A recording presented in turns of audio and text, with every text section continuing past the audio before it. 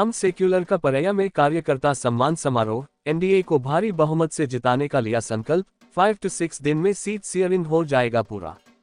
Hindustani Awam Morcha secular की ओर से शनिवार की देर शाम गयाजी के परैया के दालबंगला परिसर में कार्यकर्ता सम्मान समारोह का आयोजन किया गया। इस कार्यक्रम का नेतृत्व हम के राष्ट्रीय महासचिव सह गुरुआ के संभावित उम्मीदवार राजेश पांडे ने किया। समारोह में बड़ी संख्या में पार्टी कार्यकर्ता व समर्थक शामिल हुए। कार्यक्रम का मुख्य उद्देश्य आगामी बिहार विधानसभा चुनाव में राष्ट्रीय जनतांत्रिक गठबंधन एनडीए को भारी बहुमत से विजयी बनाने का संकल्प लेना था। वहीं इस मौके पर मंत्री संतोष सुमन और इमामगंज विधायक दीपा कुमारी भी मौजूद थे। वहीं मंत्री संतोष सुमन ने सीट शेयरिंग पर कहा कि अंतिम दौर पर है, 5 to 6 दिन के अंदर आपके समक्ष पूरी बात को बताने का काम करेंगे। अभी हम लोग की बात 1-2 दिन में शुरू होगी और 4-5 दिन में खत्म कर देंगे।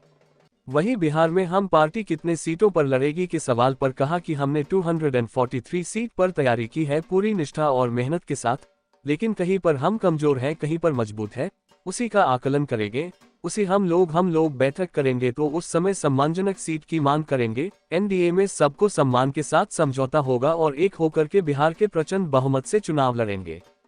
हम के दावेदारी पूरे बिहार में उत्साह के साथ लगे हुए हैं, हमारे कार्यकर्ता लगे हुए हैं, निश्चित तौर पर दावेदारी सभी की होगी।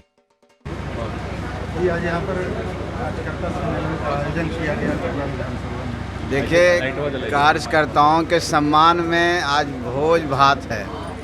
अब विगत जब विधानसभा सम्मेलन यहाँ हुआ था एनडीए का, तो सम्मेलन की सफलता को लेकर के राजेश पांडे जी के द्वारा और हम पार्टी के द्वारा कार्यकर्ता सम्मान समारोह है, उसमें खाने का भी व्यवस्था है। तो राजेश पांडे जी और उनकी सारी टीम को मैं धन्यवाद देता हूं कि कार्यकर्ताओं के सम्मान के लिए उन्होंने एक ऐसा आयोजन रखा।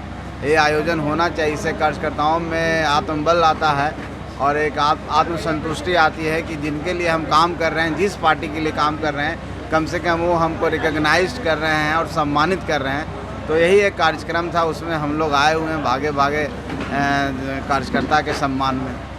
इलेक्शन कमीशन की टीम पहुंची हुई है बिहार और सभी राजनीतिक दलों के साथ मीटिंग हुई है।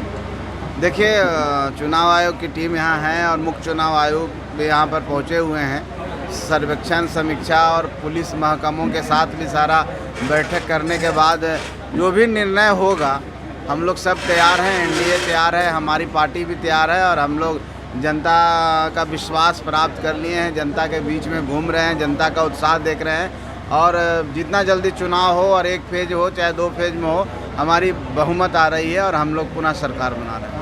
जदयू के संजय झा का बयान आया है मीटिंग के बाद कि चूँकि बिहार का लॉ एंड ऑर्डर सही है, इसलिए 1 फेज में चुनाव कराया जाए महाराष्ट्र। देखिए, हर पार्टी का अपना अपना मत है और हर पार्टी ने अपना वहाँ पर व्यक्त किया है अपना मत का, और ये चुनाव आयोग पर निर्भर करता है कि चुनाव आयोग अपनी पूरी व्यवस्था और पूरी तैयारी को देखते हुए कितने फेज में करा सकती है। महाराष्ट्र बिहार से बड़ा राज्य है और ज़्यादा वहाँ का संख्या है, 1 फेज में हुआ है तो हम समझते हैं कि बिहार में भी इंफ्रास्ट्रक्चर की कमी नहीं है, लॉ एंड ऑर्डर भी ठीक है, पैरामिलिट्री जो ट्रूप्स होते हैं केंद्र के पास पर्याप्त हैं, तो हो सकता है। लेकिन ये चुनाव आयोग पर निर्भर करता है और बहुत जल्द 2-4 दिनों के अंदर हम लोग को पता चल जाएगा।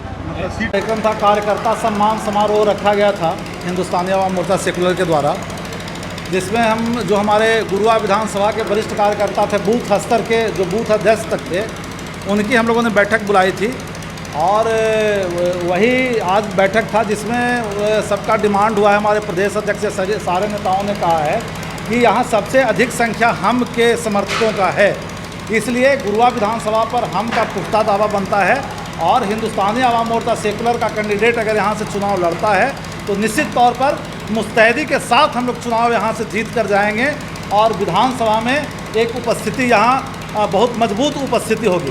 क्योंकि पिछले 5 साल पहले जो यहाँ बोर्ड छाप विधायक हमारे हैं, आप पूरे बिहार के सिनेरियो में एक ऐसा गुरुआ विधानसभा है जहाँ आप देखिएगा कि एक साथ 2 बोर्ड लग रहे हैं। एक सरकार के जो योजना में निर्धारित बोर्ड है वो लगता है और एक हमारे माननीय विधायक के द्वारा जो दबाव बनाया गया ठेकेदारों पर या अपने निजी पैसे को खर्च करके एक बोर्ड लगाया जा रहा है। तो ऐसा सिनेरियो पूरा बिहार में आपको कहीं नहीं मिलेगा। गुरुआ एक इकलौता विधानसभा है जहां 2-2 बोर्ड लग रहे हैं एक बोर्ड पूरा प्रोटोकॉल के हिसाब से होता है और एक बोर्ड उनके मन के हिसाब से होता है। तो यहाँ मन वाले विधायक हैं, एक बात। दूसरी बात कि जो वर्तमान विधायक हैं यहाँ, जो वर्तमान रूप में प्रतिनिधित्व कर रहे हैं, वो 4 लोग के विधायक हैं। उनके जो आरजेडी के कार्यकर्ता हैं उनसे आप बात कीजिए, वो सिर्फ अपने क्षेत्र में मात्र 4 लोगों को पहचानते हैं, 5वां को नहीं जानते हैं। जो 4 लोग उनको कहते हैं वही वो काम करते हैं। इसलिए गुरुआ की जनता बदलाव चाह रही है और बदलाव का ये बयार है। आप जो देखें कि हम लोगों ने सीमित कार्यकर्ताओं को बुलाया था और आज जो हजारों हजार के तादाद में हमारे कार्यकर्ता आए, वही बदलाव का बयार है। और गुरुआ इस बार एनडीए मांग रही है, एनडीए का जो भी कैंडिडेट आएगा यहाँ से चुनाव जीत के जाएगा और विधायक बनेगा। और जो गुरुआ का दुर्दशा है, यहाँ 1 बोर्ड लगेगा, 2 बोर्ड वाले विधायक नहीं होंगे। बोर्ड छाप विधायक नहीं, काम छाप विधायक होगा।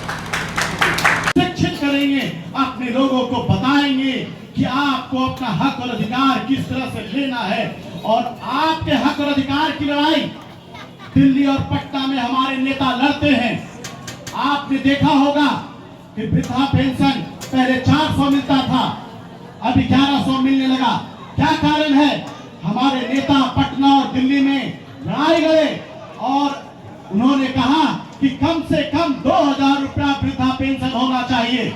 लेकिन मैं शुक्रिया अदा करता हूं नीतीश कुमार जी का, 2000 नहीं 1100 ही बढ़ाया। लेकिन आपके सम्मान के लिए और हमारे नेता आदरणीय श्री जीतन राम मांझी जी और डॉक्टर संतोष मांझी जी का ये प्रयास सफल रहा कि 400 से 1100 रुपया कर दिया गया। इसके लिए मैं अपने नेता आदरणीय श्री जीतन राम मांझी जी को, मैं अपने नेता को ये भरोसा दिलाता हूं कि यहाँ परैया के सारे लोग, बिहार के सारे लोग, भारत के सारे लोग, सारे गरीब